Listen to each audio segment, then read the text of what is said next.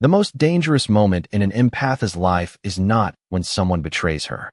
It is the moment she realizes that, even while her own heart is breaking, her first instinct is still to protect the person who broke it.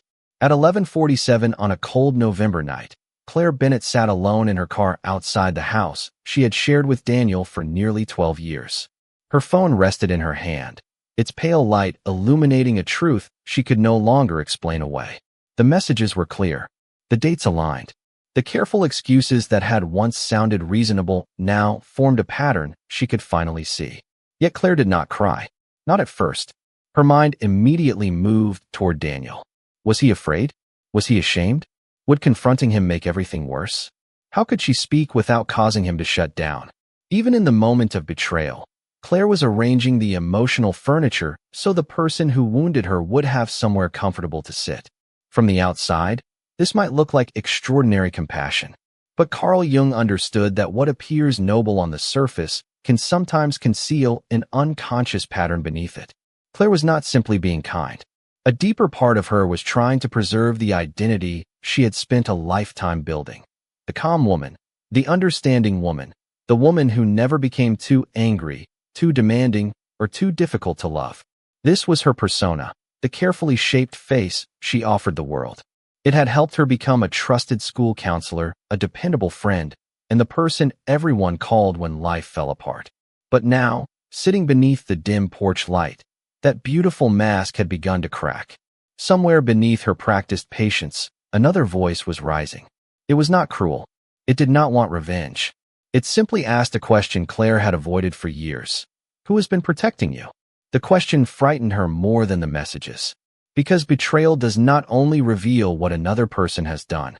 Sometimes it reveals how often you have abandoned your own perception to keep a connection alive.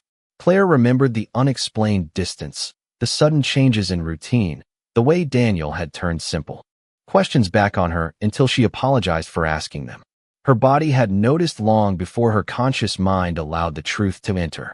She had felt the tension in her chest, the restless nights, the quiet sense that something was wrong. But each time her intuition spoke, her empathy interrupted. He is stressed. He is overwhelmed. He had a difficult childhood. He needs patience. Understanding became the veil she placed over her own knowing. This did not make Claire responsible for Daniel's choices. His betrayal belonged to him. But the night forced her to see a more painful truth. She had been trained to distrust herself whenever the truth threatened the relationship. In Jungian terms, the shadow had been gathering behind the woman she believed she had to be. It held her anger, her boundaries, her suspicion, and her right to say, "This is not acceptable to me." These parts were not darkness in the moral sense. They were unlived pieces of her strength. And now they were pressing against the surface, asking to be recognized. Claire looked toward the house and realized she was not only standing at the end of a relationship as she had known it.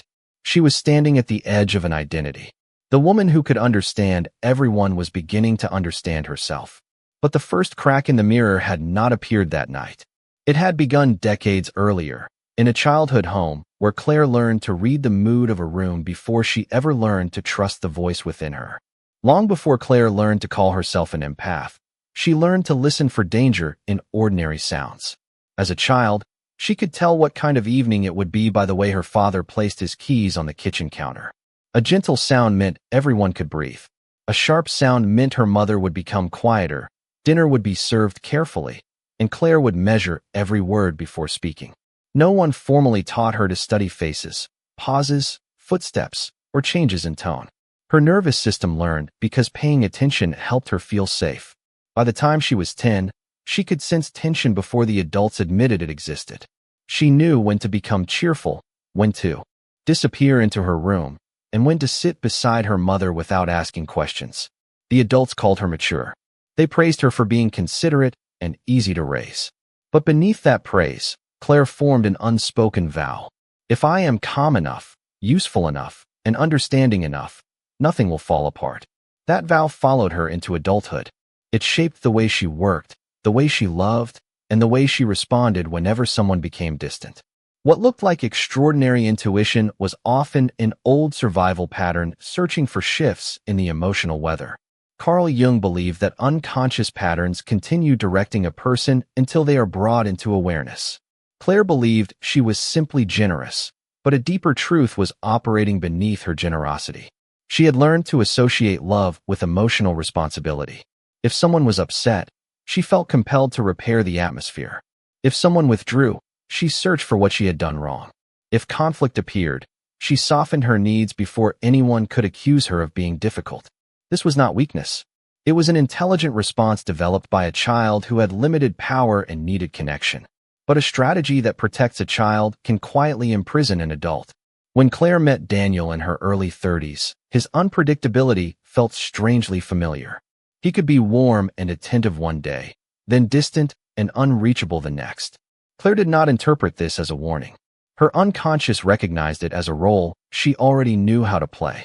She became more patient when he withdrew, more understanding when he avoided difficult conversations, and more useful whenever he seemed lost. Without realizing it, she entered the relationship carrying an invisible agreement. I will sense what you need before you ask. I will absorb the tension. I will not ask for too much. In return, please do not leave me. The agreement was never spoken, yet it shaped nearly every year they shared. Daniel received comfort. Claire received the temporary relief of feeling necessary. But being needed is not the same as being cherished, and usefulness is not the same as intimacy. This was the truth, beginning to rise as she sat outside their home that November night. The betrayal had shattered more than trust. It had exposed the old vow beneath her entire identity. Claire was no longer only asking why Daniel had deceived her. A deeper question was opening beneath the surface. How much of her life had been organized around preventing other people from leaving? And what would remain if she finally stopped abandoning herself to make them stay? By the time Claire reached her 40s, the role she had built around herself no longer felt like a choice. It felt like a duty she had to perform in every room she entered. At school, she was the counselor who never appeared overwhelmed. In her family, she was the one who remembered birthdays, softened disagreements, and called first after long silences. With Daniel, she became the woman who could absorb disappointment without creating inconvenience. People admired her steadiness, and Claire quietly depended on that admiration because it confirmed the identity she had spent years protecting. She was the reasonable one, the forgiving one, the woman who could understand what others meant even when they refused to say it clearly. Carl Jung described the persona as the face a person develops in order to function within society. It is not false by nature. Everyone needs a way to meet the world. But when the persona becomes the only acceptable version of the self, it turns from a useful garment into a beautiful prison. Claire had worn hers so long that she no longer knew where kindness ended and self-erasure began. When Daniel forgot something important, she told herself he was under pressure. When he became distant, she gave him space before asking what the distance was doing to her. When a conversation left her confused, she replayed her own words rather than examining his. She did not need Daniel to demand her silence. The possibility of his disappointment was often enough to make her edit herself. This is how an empath can become trapped without realizing it. The prison does not always look cruel from the outside. Sometimes it looks like patience. Sometimes it looks like emotional maturity. Sometimes it is praised as loyalty. Yet beneath the surface, the person is slowly organizing her entire life around one question. How can I remain lovable without becoming inconvenient? Claire had become so skilled at anticipating the needs of others that very few people had learned to ask about hers. Her emotional door remained open at all hours, but inside that inner house, there was no private room where she could close the door and hear her own thoughts. Every space belonged to someone else's urgency. Every silence became something she felt responsible for filling. Every boundary seemed to require an apology. The tragedy was not that Claire lacked strength. It was that her strength had been used almost entirely to maintain a version of herself that kept everyone comfortable. Beneath that polished surface, psychic energy was draining away. Jung believed that whatever the conscious personality refuses to live does not disappear. It moves into the shadow and waits. Claire's shadow held the words she swallowed, the questions she postponed, the irritation she called selfish, and the instinct that had been asking for honesty long before the truth became undeniable. After that November night, The old persona could no longer hold everything beneath it. The woman who had spent years protecting the atmosphere around her was beginning to notice the cost of living without a protected inner space. And once she saw that cost clearly, she could no longer pretend that an always open door was proof of love. In the days that followed, Claire began to understand that the deepest wound was not only what Daniel had hidden from her. It was the number of times she had hidden the truth from herself in order to keep the relationship intact. The signs had not arrived all at once. They had appeared quietly, through conversations that never reached a clear answer, through long pauses she was expected to interpret, through moments when her questions were treated as evidence that she was too sensitive. Each time, Claire felt something inside her tighten. Each time, she explained it away. She told herself that trust meant giving someone the benefit of the doubt. She told herself that love required patience. She told herself that mature people did not react to every uncomfortable feeling.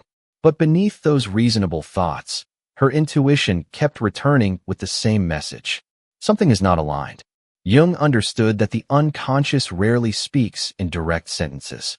It speaks through tension, dreams, repetition, emotional fatigue, and the persistent feeling that something beneath the surface does not match what is being presented above it. Claire had received those signals, but she had learned to treat her own perception as unreliable whenever it threatened connection. That was the betrayal beneath the betrayal. Daniel was responsible for his deception, but Claire now saw how often she had abandoned her inner knowing before the full truth appeared. She had confused self-doubt with humility. She had mistaken silence for peace. She had called her fear compassion because compassion sounded more noble than admitting she was afraid to lose the life she had built. This realization brought a different kind of grief. She was not only mourning Daniel or the future she imagined with him. She was mourning the years she had spent asking permission to believe what her own body already knew. Yet this grief was not punishment. It was the beginning of psychological honesty. The psyche was no longer willing to protect the old arrangement by keeping her asleep inside it. The persona that had once helped Claire survive now demanded that she remain agreeable even when agreement required self-betrayal. But the self, the deeper center Jung described, was moving in another direction. It was asking her to choose truth over appearance, inner alignment over emotional convenience. Claire began writing down moments she had previously dismissed. She did not write them to condemn herself. She wrote them to restore continuity to her own experience. The unexplained distance, the shifting stories, the way she felt smaller after certain conversations. On paper, the pattern became visible. What had seemed like isolated moments now formed a clear line. And as Claire looked at that line, something inside her became still. She realized that intuition had not failed her. She had simply been trained to overrule it. That distinction changed everything. For the first time, she was no longer asking how she could have been more understanding.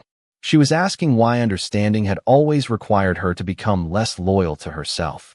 The answer would not come gently, because the parts of Claire that had been silenced for years were beginning to rise, and they were carrying emotions she had never allowed herself to fully feel. For several weeks, Claire moved through her days as if she were carrying a storm no one else could see. At school, she still listened carefully when students sat across from her desk.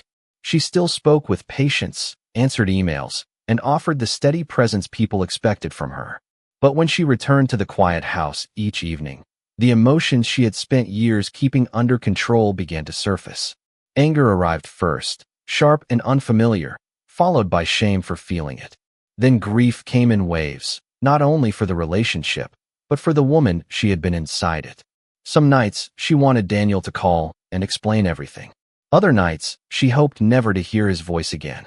She would begin writing a message, erase it, then sit in silence wondering why part of her still wanted comfort from the person connected to her pain.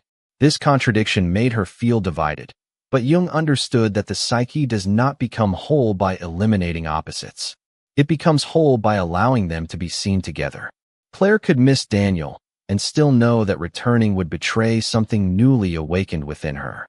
She could feel compassion for his confusion without making his confusion her responsibility. She could remember what had been good without using those memories to deny what had become harmful. The shadow was not asking her to become cruel. It was asking her to stop exiling every emotion that threatened the image of the endlessly understanding woman. For years, Claire had treated anger as a moral failure. Now she began to see it as information. Her anger pointed toward places where her limits had been crossed. Her resentment revealed how often she had given what she was afraid to withhold. Her disappointment showed that she had needs she could no longer pretend were unreasonable. Even her desire to withdraw carried wisdom. It was not proof that she had stopped caring. It was the psyche creating distance so she could finally hear herself without Daniel's explanations filling the room. One night, Claire dreamed that she was standing inside a house slowly filling with water. She moved from room to room, trying to protect photographs, furniture, and objects that belonged to everyone else. Then she noticed a small locked door at the end of the hallway. When she opened it, she found a single dry room with sunlight pouring through a window. She woke before dawn with tears on her face, but the dream left her with an unexpected calm. The dry room was not a place of escape. It was the part of her inner life that had remained untouched, waiting for her to return. Perhaps the shadow was not a dark force trying to destroy her.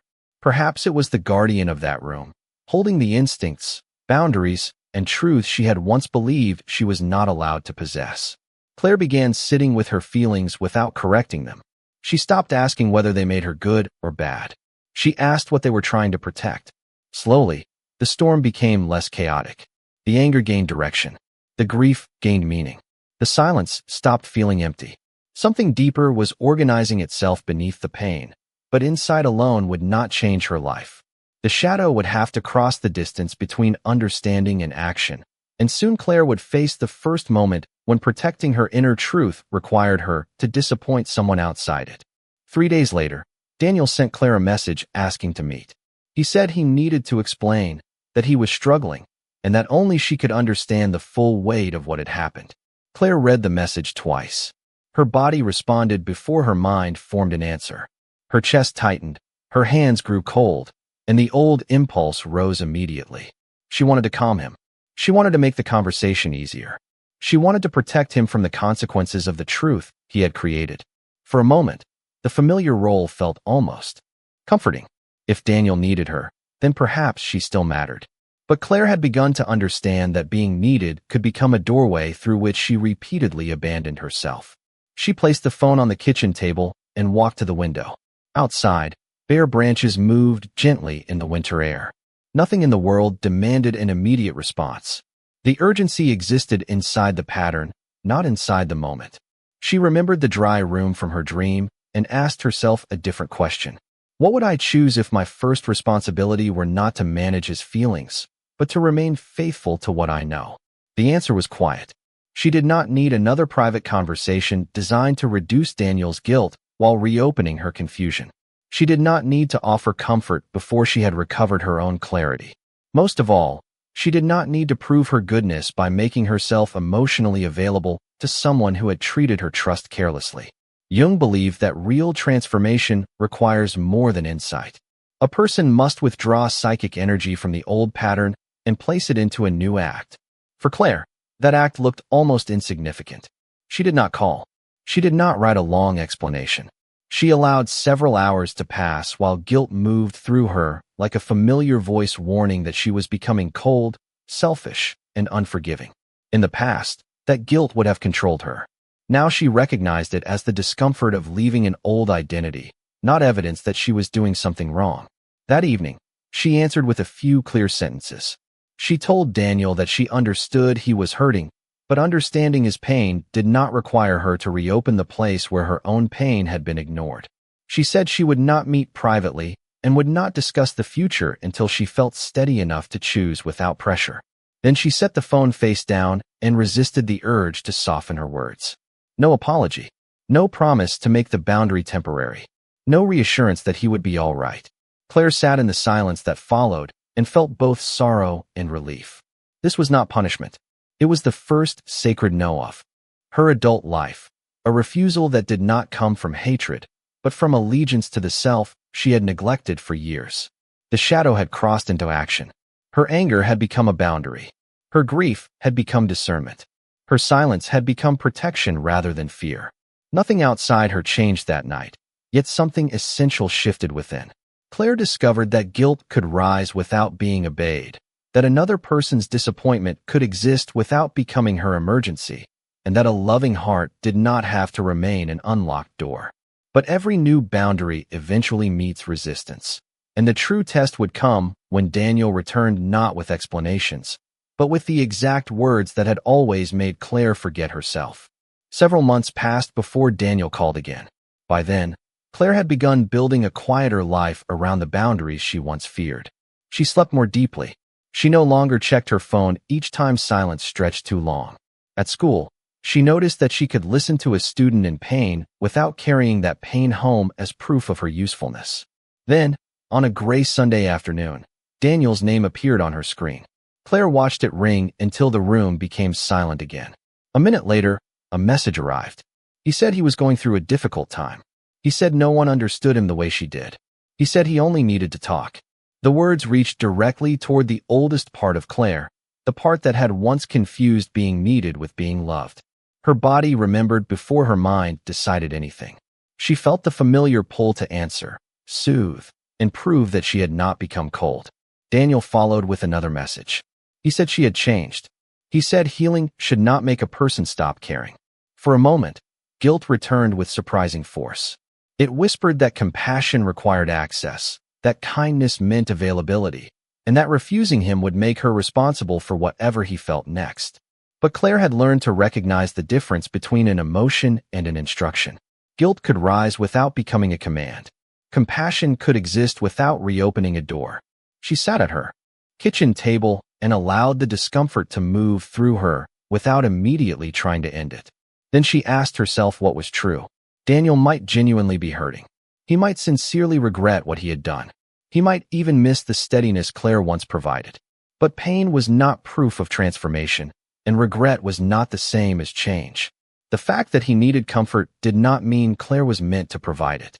Jung understood that unconscious patterns often return wearing familiar faces. They do not always come back as obvious danger. Sometimes they return as tenderness, nostalgia, urgency, or the sentence you have waited years to hear. The test is not whether the past can still move you. The test is whether it can still direct you. Claire realized that Daniel was speaking to the old version of her. The woman who believed another person's crisis automatically became her responsibility. That woman was still part of Claire's history, but she was no longer in charge. Claire sent one brief response. She said she was sorry he was struggling and hoped he would reach out to someone who could support him appropriately. But she would not step back into an emotional role that had cost her so much of herself. Then she put the phone away. She did not wait for approval. She did not explain the decision until it became easy for him to accept. She simply let the boundaries stand.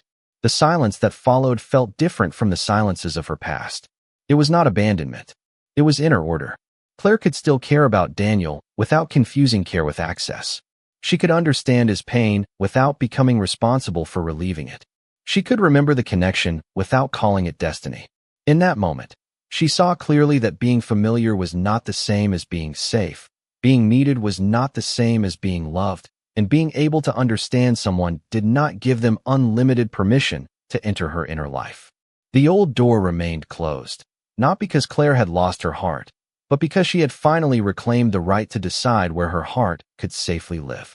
After the call, Claire did not feel triumphant. She felt quiet. The kind of quiet that comes when two parts of the soul that once pulled in opposite directions finally stop fighting each other. For years, softness had meant surrendering her limits, and strength had meant becoming emotionally distant. She had believed she had to choose one or the other. But something deeper was changing. She was learning that compassion did not require self-abandonment, that forgiveness did not require renewed access, and that sensitivity could exist beside discernment without losing its warmth. This was the threshold she had been approaching without knowing its name. In Jungian terms, real maturity does not come from destroying one side of the personality in favor of another. It comes from holding the opposites until a more complete self begins to emerge. Claire was no longer trying to become less sensitive. She was learning how to let sensitivity serve truth instead of fear. She could recognize another person's pain without rushing to carry it. She could understand the story behind harmful behavior without pretending the consequences did not matter. She could feel love and still choose distance. She could remember what had been meaningful without turning memory into a reason to return. This was not coldness. It was inner order. The old Claire had asked, "How can I keep everyone from hurting?" The woman she was becoming asked, "What is true, and what responsibility actually belongs to me?" That question changed the way she moved through every relationship. At work, she listened deeply, but she no longer made herself the emotional home for everyone who entered her office. With family, she stopped stepping into conflicts simply because silence made her uncomfortable. With friends, she noticed who respected her limits and who only valued her when she was endlessly available. Some connections grew quieter. Others became more honest. Claire began to understand that not every loss was a punishment. Some losses were the natural result of no longer participating in an old pattern. Spiritually, she did not tell herself that betrayal had been sent to reward or test her. That would have made the pain too simple. Instead, she believed that nothing she had endured needed to be wasted. What had happened could become material for transformation if she allowed it to bring her closer to the self rather than deeper into bitterness. Perhaps grace did not always appear as rescue. Sometimes it appeared as clarity. Sometimes divine timing was not about receiving the life she expected, but becoming strong enough to stop choosing what required her to disappear. Claire felt this change in ordinary moments. She paused before saying yes. She trusted discomfort instead of immediately correcting it. She allowed people to misunderstand a boundary without rushing to repair their opinion of her. Her empathy was still present, but it no longer stood alone. It now walked beside judgment, instinct, memory, and self-respect. She had not become impossible to reach. She had become impossible to control through guilt, confusion, or fear of abandonment. And though she did not yet realize it, the clearest evidence of this transformation would not arrive in another crisis. It would appear one morning in the quiet simplicity of a life that no longer revolved around waiting for someone else to change. One morning in early spring, Claire woke before the alarm and noticed that the room felt different. Nothing dramatic had happened during the night. No message had arrived. No apology waited on her phone. No sign had appeared to tell her that the past had finally understood what it had lost. Yet the silence no longer felt like an empty space she had to fill. Sunlight moved through the blinds and rested across the floor, and for the first time in years, Claire did not reach for her phone before reaching for herself. She stayed still for a moment and listened to the quiet. It was not the quiet of being ignored. It was the quiet of no longer waiting. She made coffee, opened the kitchen window, and felt the cool air move through the house. A few months earlier, mornings had begun with questions. Would Daniel contact her? Had she made the right decision? Was she being too hard? Would he ever understand the depth of what he had done? Now those questions no longer governed the beginning of her day. The past had not disappeared, but it had lost its authority. At school, Claire noticed the change in simple ways. A student sat in her office and spoke about problems at home. Claire listened with the same warmth she had always carried. But when the student left, Claire did not absorb the story as if it were hers to solve alone. She documented what needed to be documented, contacted the appropriate support, and allowed the responsibility to remain where it belonged. Later, a colleague asked her to take on an extra task because Claire was always the one who could be counted on. In the past, she would have agreed before checking how tired she already felt. This time, she said she did not have the capacity. Her voice remained gentle. She offered no long defense.